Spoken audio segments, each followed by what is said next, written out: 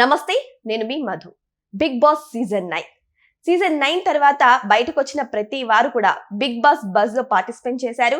శివాజీ గారితో ఎంటర్టైన్ చేశారు. అయితే ఇప్పుడు కళ్యాణ్ కూడా బిగ్ బాస్ బజ్ ప్రోగ్రామ్ లో పాల్గొనడం అయితే జరిగింది. అయితే ఆ ప్రోగ్రామ్ లో శివాజీ గారు అడిగిన ఒక క్వశ్చన్ కి చాలా సింపుల్ గా కళ్యాణ్ ఆన్సర్ చేశారు. మీ ఫ్రెండ్ తో మీ ప్రైజ్ మనీని షేర్ చేసుకున్నారా అని. దానికి ఆన్సర్ గా కళ్యాణ్ కూడా పవన్ కూడా మిడిల్ క్లాస్ అబ్బాయే కదా అన్న రీతిలో చాలా స్మూత్ గా ఆన్సర్ ఇచ్చారు. నిజంగానే కళ్యాణ్ తన ప్రైజ్ మనీని షేర్ చేసుకున్నారా? అసలు బిగ్ బాస్ హౌస్ లో ఏం జరిగింది అనే విషయాల గురించి రోజు మనం తెలుసుకుందాం. ప్రస్తుతం మనతో పాటు ఉన్నారు సీనియర్ జర్నలిస్ట్ డాక్టర్ దుర్గా వడ్లమాల గారు. వారిని అడిగి మరిన్ని విషయాలను తెలుసుకుందాం. నమస్కారం మేడం. నమస్తే మేడం. నమస్తే అండి మేడం, కళ్యాణ్ విన్ అయిన తర్వాత బిగ్ బాస్ బజ్ కి అయితే వెళ్ళారు. సో శివాజీ ప్రోగ్రామ్ కి ఆ బజ్ లో మాత్రం చాలా రకాల మాటలైతే వచ్చాయి బయటకైతే. సో ఇక్కడ చూసుకుంటే కళ్యాణ్ తన ప్రైజ్ మనీని పవన్ తో షేర్ చేసుకున్నామని శివాజీ అడగ్గా కళ్యాణ్ ఒక నవ్వి వదిలేశారు. దాని అర్థం ఏంటి? నిజంగానే షేర్ చేసుకున్నాడా లేదంటే అక్కడితో ఆపేయమని అర్థమా?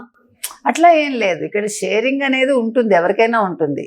ఇప్పుడు ఈసారి ఏంటంటే 10 లక్షలు కాకుండా 15 లక్షలు చేశారు, అంతే తప్ప ఇది ఎప్పుడూ ఉంటుంది. ఇది ఇప్పుడు మీకు ప్రైజ్ మనీ 50 lakhs అని ప్రకటిస్తారండి. ప్రకటించాక అసలు నిజంగా చెప్పాలంటే అసలు బిగ్ బాస్ ది తప్పు. ఇక్కడ మీరు ఒక విన్నర్కి 50 లక్షలను ప్రకటించాక మీరు 50 లక్షలు ఇచ్చి తీరాలి. మీరు మిగతా వాళ్ళకి ఇచ్చుకునేది మీరు విడిగా ఇచ్చుకోవాలి. నాకు అది అర్థం కాల. ఇప్పుడు మీరు నమ్ముతారో లేదో, ఎప్పుడో మేము అదేంటి బంగారం మీకోసం, మెగా బంగారం మీకోసం అని నేను రాడాల్లో పనిచేసేటప్పుడు గేమ్ షోస్ చేసాం. 1 కిలో బంగారం మేము 1 కిలో ఎవరికి ఇస్తామనో వాళ్ళకే ఇచ్చాం. మళ్ళీ దాన్ని డివియేట్ చేయటం కానీ తక్కువ ఎక్కువ చేయటం కానీ ఏది చేయలే. సో అందుకని ఇక్కడ శివాజీ కాళ్ళ మీద పడ్డం, అతను ఆశీర్వాదం తీసుకోవడం అన్ని ప్రజలకు నచ్చాయి. ఇవన్నీ కాదండి. ఇప్పుడు కళ్యాణ్, అదే పవన్ కళ్యాణ్ ఎవరైతే ఉన్నారో అతను ఆర్మీ జవాన్ గెలిచాడు అని అందరూ అనుకుంటున్నారు, మంచిదే. కానీ వీళ్ళు ఏదైతే షోలో చెప్పారో దాన్ని క్యారీ ఫార్వర్డ్ చేయాలి. బయటకు వెళ్ళాక మళ్ళీ మారకూడదు. అవును. అంతకుముందు ఒక రైతు బిడ్డనంటూ వచ్చాడు, ఏం చేశాడు, ఇవాళ ఎక్కడున్నాడు? అట్లా కాదు. ఇప్పుడు ఎవరైనా సరే ఇక్కడ మాట్లాడే మాటలు వేరేగా ఉంటున్నాయి, బయటకు వెళ్ళాక వాళ్ళ చేతలు వేరేగా ఉంటున్నాయి. అది ఉండకూడదు. మీ మాట చేత ఒకేలాగా ఉండాలి. అది బిగ్ బాస్లో వీళ్ళు నేర్చుకోవాలి. ఇప్పుడు బిగ్ బాస్ అనేది మనకి నచ్చింది నచ్చలేదు పక్కన పెట్టండి. బిగ్ బాస్లో అసలు నిజంగా చెప్పాలంటే 4 వారాల క్రితం బిగ్ బాస్ అసలు మానేయాలి, అసలు ఉంచకూడదు ఈ షో అని చెప్పాం మేము. కానీ ఎప్పుడైతే వాళ్ళు మ్యాథమెటిక్స్ పెట్టి కొంచెం షో మార్చారో అక్కడి నుంచి షో ఎలివేట్ అయింది. ఫస్ట్ క్యాండిడేట్స్ ఎలివేట్ అవ్వడం పక్కకు పెట్టండి, షో ఎలివేట్ అయింది. అంటే ప్రజలు ఏం కోరుకుంటున్నారంటే ఈ పనికి మాలిన ఈ రీతు, పవను, ఈ ఫ్రెండ్షిప్లు ఇవి కాదు కోరుకుంటున్నది. ఇవి అసలు అవసరం లేదు. ఈ లవ్ ట్రాక్లు కానీ అనవసరం. ఇవన్నీ ఎందుకు చెప్తున్నానంటే మీరు ఇలాంటి షోస్లో వాళ్ళకి నేర్పించాల్సింది ఒక ధైర్యం. అంటే మీరు లోన్లీగా ఉన్నా బతకగలగడం అనేది. ఇప్పుడు మీరు అంతమందితో ఉన్నా కూడా మీరు లోన్లీనే అక్కడ. ప్లస్ మీ ఆట మీరే ఆడాలి. ఇప్పుడు బిగ్ బాస్ నేర్పిస్తున్నది అది. మనం నిజంగా ఆలోచిస్తే కనుక అయితే ఇది ఒక రకంగా మీకు సైకలాజికల్ ట్రీట్మెంట్ లాగా మన ఇన్నర్గా కనుక తీసుకుంటే ఇట్స్ ఎ సైకలాజికల్ ట్రీట్మెంట్. అంటే డిఫరెంట్ పర్సన్స్తో మనం ఎట్లా మెలగాలి, ఒక గివెన్ సిచ్యువేషన్లో హౌ టు, అంటే మిమ్మల్ని మీరు ఎలా మలుచుకోవాలి, మీరు ఫ్రెండ్లీగా ఉంటూనే మీరు అనుకున్న గోల్కి ఎలా వెళ్ళాలి, అది బిగ్ బాస్ మనకి నేర్పించేది. నేను అనుకున్నది అది, నాకు అర్థమైంది అది. కాబట్టి నెక్స్ట్ సీజన్ 10లో బిగ్ బాస్ అసలు ఈ లవ్ ట్రాక్స్ జోలికి వెళ్ళక్కల్లా.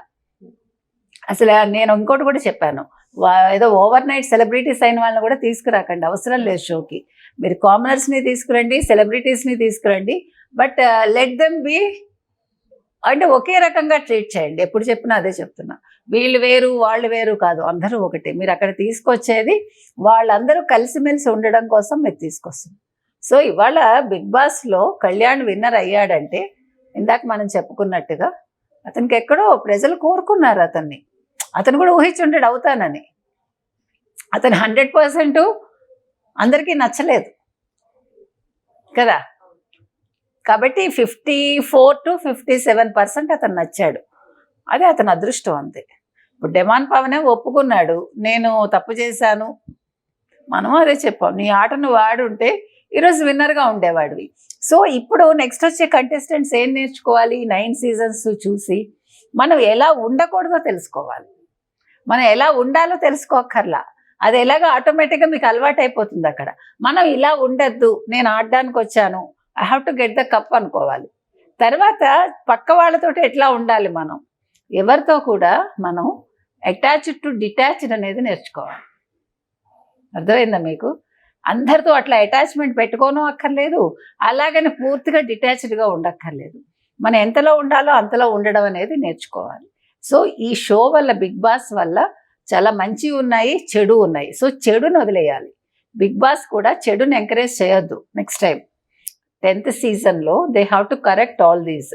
బ్రెయిన్కి సంబంధించిన గేమ్స్ పెట్టాలి. ఫిజికల్ టాస్కుల్లో ఇప్పుడు మీద పడి కొట్టుకోవడం ఫిజికల్ టాస్క్ కాదు నా దృష్టిలో.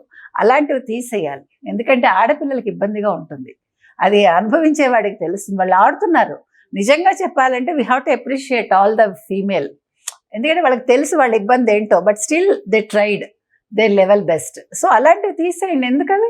ఆ టాస్కుల వల్ల ఏంటి? నెక్స్ట్ టైం వాళ్ళు ఇచ్చే టాస్కులు ఫిజికల్గా మన ఆడవాళ్ళని బాధ పెట్టేవిగా ఉండద్దు, ఒకటి. రెండోది, మీకు బ్రెయిన్కి సంబంధించినవి పెట్టండి ఎక్కువ.